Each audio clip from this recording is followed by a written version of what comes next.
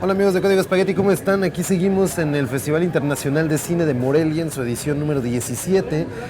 Quería platicarles de otra película que vimos en esta selección, una película que se ha estrenado en varios festivales del mundo con mucho éxito y muchísima polémica. Estoy hablando de The Lighthouse de Robert Eggers.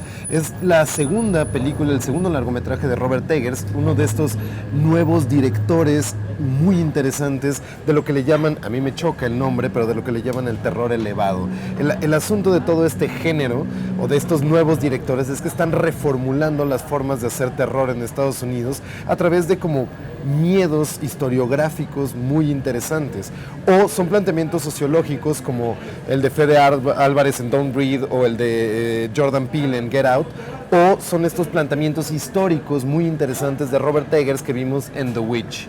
Si The Witch era la idea de no hacer una pesadilla de cómo se viviría un cuento de brujería en Nueva Inglaterra del siglo XVII, sino cómo vivirían un mal viaje, un propio sueño los puritanos del siglo XVII en Nueva Inglaterra. Es decir, cuáles son los símbolos que les llaman la atención, cuáles son los símbolos que les malviajan, los conejos, las ranas, las serpientes, las manzanas, la idea de la naturaleza como este lugar caótico en donde vive el diablo frente al lugar natural del razonamiento humano en donde vive Dios, es decir, en la tala de madera y en la construcción de una cultura y una civilización.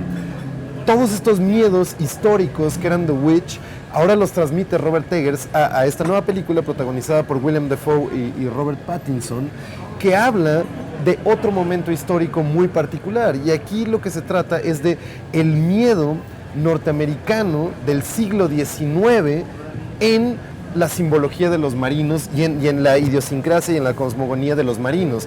Todo obviamente basado en los escritos del siglo XIX, enormes escritos del siglo XIX que alimentaron toda una cultura americana literaria muy vasta y muy rica.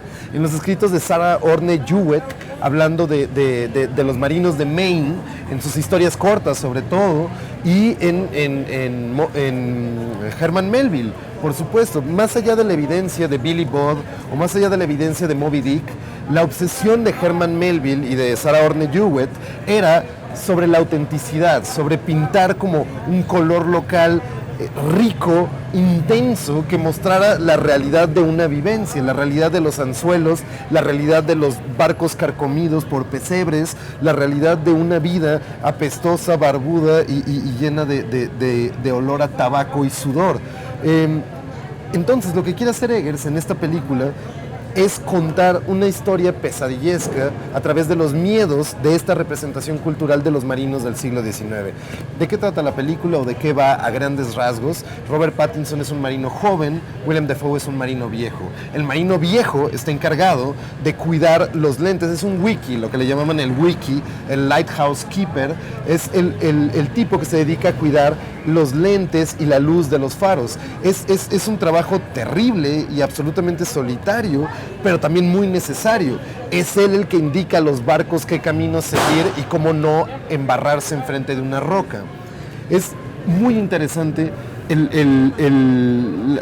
la idea, la imagen del wiki, y muy solitaria y muy terrible. Entonces, bueno, el marino viejo se encarga del faro, se encarga de la luz y de mantener esta luz de guía, y el marino joven, que es Robert Pattinson, se tiene que encargar de todo lo demás, de los labores cotidianas, pragmáticas, bastante pinches, de tirar los baldes con orines y con materia fecal, de limpiar los pisos, de hacer cantidad de cosas banales y cotidianas. Entonces llega este nuevo marino con el marino viejo a ayudarlo a cuidar del faro, y en estos trabajos que empieza a hacer se da cuenta de algo, que hay una jerarquía entendida como la misma escalera que sube arriba del faro. Solo el marino viejo puede tener acceso a la luz, que es la luz del conocimiento, la luz de la guía, la luz que simboliza muchísimas otras cosas. Y aquí es donde yo veo justamente la parte más interesante de una pesadilla decimonónica, que no nada más está hablando de estos miedos marinos que podemos topar en la simbología de las sirenas, en la simbología de las maldiciones de Neptuno, en la simbología del miedo al terror cósmico que se oculta en profundidades tentaculares. El asunto aquí es el miedo de la jerarquía del conocimiento. Y eso es profundamente decimonónico. ¿Qué quiero decir con esto? Que el marino joven sabe que no puede acceder a cuidar el faro, a cuidar la luz del faro, que nunca va a poder subir a esto. Y en esto empieza su delirio paranoico y empieza la decadencia demencial hacia donde todo se va a volver terrible en la película. Y el asunto es ese, que este marino joven se tiene que enfrentar con la idea de que hay una jerarquía impuesta y que él jamás va a poder adquirir el conocimiento que se anuncia en la era de las luces y del progreso y de la racionalidad matemática. En esta búsqueda de tratar de llegar al fuego y vivir paranoicamente el miedo al fuego del conocimiento, a la luz del conocimiento, el marino joven se va a quemar totalmente y esa es la figura final de la película. Un Prometeo embarrado en las rocas que lo están comiendo las entrañas, no un cuervo en estas circunstancias, sino una gaviota, porque se acercó demasiado a la luz, porque trató de transmitirla, porque trató de probar algo prohibido. Esta es la misma figura de Claude Frollo en el Jorobado de Notre Dame de Víctor Hugo, o en Nuestra Señora de Notre Dame de Víctor Hugo. El cura que está tratando de jugar con la alquimia y con la luz del conocimiento, se siente como una mosca que quedó atrapada en una tela de araña tratando de buscar la luz. La idea es esta. Es imposible llegar a romper estas jerarquías del conocimiento y es imposible tratar de perforarlas sin perderse en el camino y acabar como un Prometeo derruido que ni siquiera pudo bajarle la luz a los hombres más pequeños.